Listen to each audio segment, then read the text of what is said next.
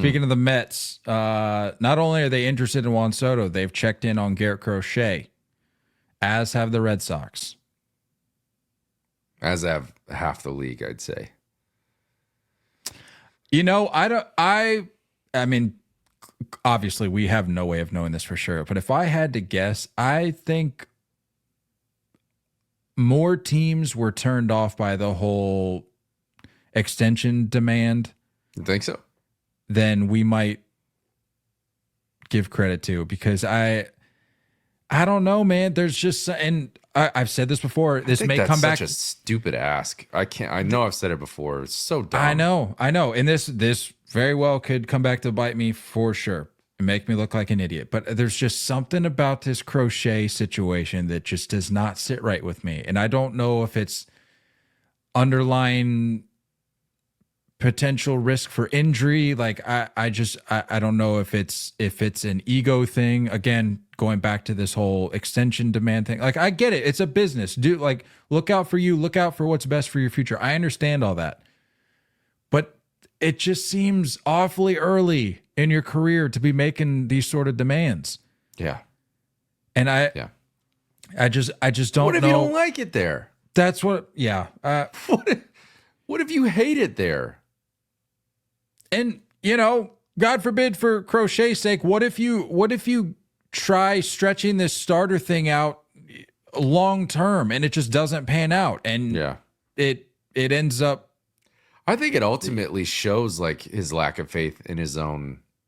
If this is his request or his agency's request, I think it shows a lack of faith in his own health. That's what this all goes back to. It's like if you're trying to buy a house and the person that's trying to sell you the house is like, hey, you know, everything's great. Don't worry. It looks great. Just come on, sign in the papers, and we'll be on our way getting you set up in this brand new, wonderful house. It's like, you'll be out of here by Friday. Like, it's like, hold on, pump the brakes. Can I look around? Can I, like, you know, just check out the rooms, just see how things are first before we rush into something like this? And I just feel like Crochet and his camp are just sort of navigating this a little too aggressively. It's especially given the lack of body of work. Well, I mean, you can look back to last year, sure, but I'm just saying, like, it still just seems too early. And, you know, like I said, it could come back to bite me. But are the Red Sox, like, is this just not deja vu? I'm in regards to Chris Sale. Stale, yeah. Well, I mean, that we got a ring out of that. So I think Chris Sale had less question marks at the time. I think there was less worry around Chris Sale than there is with Crochet right now. Yeah, it was post World Series where it was like, okay, this just isn't the answer clearly, but, you know, thanks for the ring. And that's I still stand by that. Like, was I frustrated beyond belief with the way that shook out? Absolutely. I was like, I'm done with the Sale experiment. Stop trotting him out there every year saying like this is finally going to be a clean slate of health for him. It never was. Yeah. Whether it was his fault or not, you know, whatever. But show me who's your big first base prospect?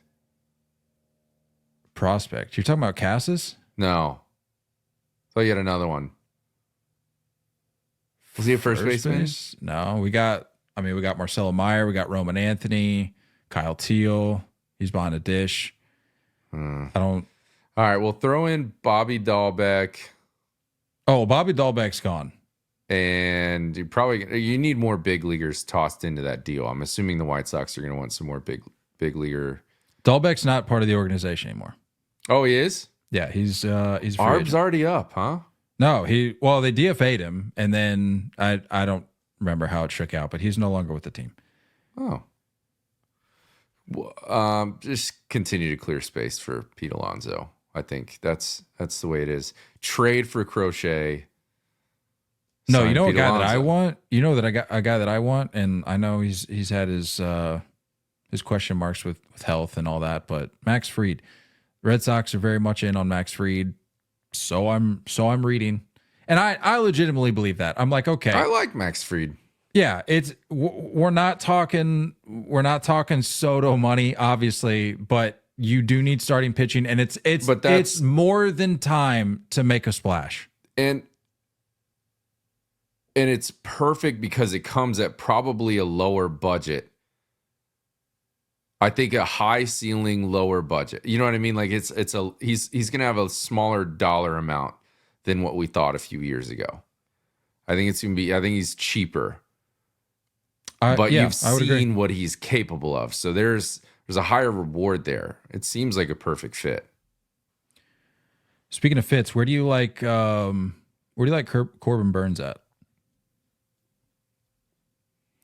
I've kind of gone all over the place with this, honestly. Is it me, or do I feel like Orioles fans have pretty much ruled out a reunion? Because I'm reading weird. I'm reading reports today that say that speculate that the Orioles would be the top fit right now. It's a little strange, huh? I don't know why, if you're the Orioles and bringing Rubenstein in to take over business, why all of a sudden you would have no faith in Burnes returning. Doesn't make any sense. I agree. I really don't know. He's looking at a $200 million is what's been reported. He's whether it's seeking or expected to get, it's around that 200+ million mark. I don't know if I have a spot. I mean, what do you think? This is one that seems less obvious for me. Like Crochet, for some reason, even though we said what we said about, like the question marks around him, he just seems the short list seems much shorter than what Burnes is working with. Yeah. I really don't know. I don't know if I even have like a good guess. I mean, if you're the Mets and if you're Steve Cohen and you just want to, lay the law down and put everyone on notice, you try to knock both of those out in a week. Get both of them. And do the press conference together. I remember when the Yankees did that with in 2009 when it was Teixeira, CC, and AJ Burnett. Boom, here you go. Here's where we're going. And it's a big power move, dude. I would do it. I like that. They need that. I'm kind of with you. I don't know if I have like a number one destination for Burnes, but I would probably think he stays on the East Coast, because the thing that we're talking about here, it's sort of, I mean, I know all these guys aren't identical in terms of production, value, contract, all that, but a lot of these names are sort of plug and play. Like if you, and we've seen the way it pans out with teams, or we've seen the way that it has panned out for teams in previous off seasons where, swing and a miss on this guy, but let's go get this guy right away.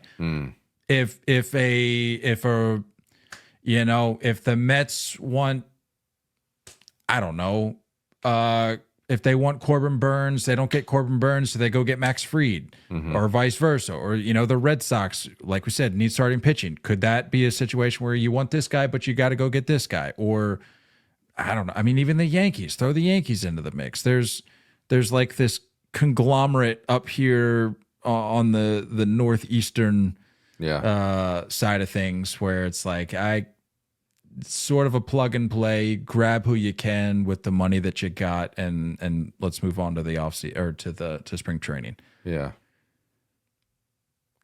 I don't know if there's like a specific spot that just jumps out to me. I'm a little weirded out by the Orioles mentality. It's very odd to me. Why not? Yeah, and throw them in the mix. I mean, right there, you got 5 teams for Burnes. You got the Mets, you got the Yankees, Orioles, Red Sox. Unless the Orioles just go really heavy at Blake Snell. And if you're thinking, if you're going to have to start like scouting and organizing based on, Mount Baltimore over in left field, like Blake Snell was probably the better fit.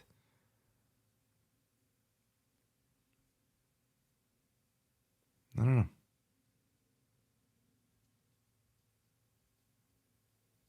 This is killing me. Who am I missing? Where? I said you've got 5 teams for Burnes. Red Sox, just in this hypothetical like easternly quadrant conglomerate. You got the Red Sox, Yankees, Mets, Orioles. Wasn't there another? I don't think we're going to include the Phillies or Blue Jays. No, maybe it was just 4. I said 5. I guess 4. But yeah, I mean, right there. And yeah, based on like payroll and all that, it's sort of assumed that those teams are going to be in the mix anyway. But again, it's going to be, I really do think it's going to be just another offseason of like, oh, this team missed out on such and such. They're going to scoop this guy up right away. And there's some good options. I could see a surprise team coming in for one big splash and just stealing. Because there's always one team that kind of just like it disappoints us a little bit. I could see like a Twins or a Tigers coming in, just being like, I'll take that. You know what I mean? And I do think the Tigers are going to surprise you this offseason. I think they have a good core to start, pushing the chips in a little bit more. I feel like AJ Hinch really has a good heartbeat, a good pulse, finger on the pulse for that. So I could see them starting to poke around a little bit.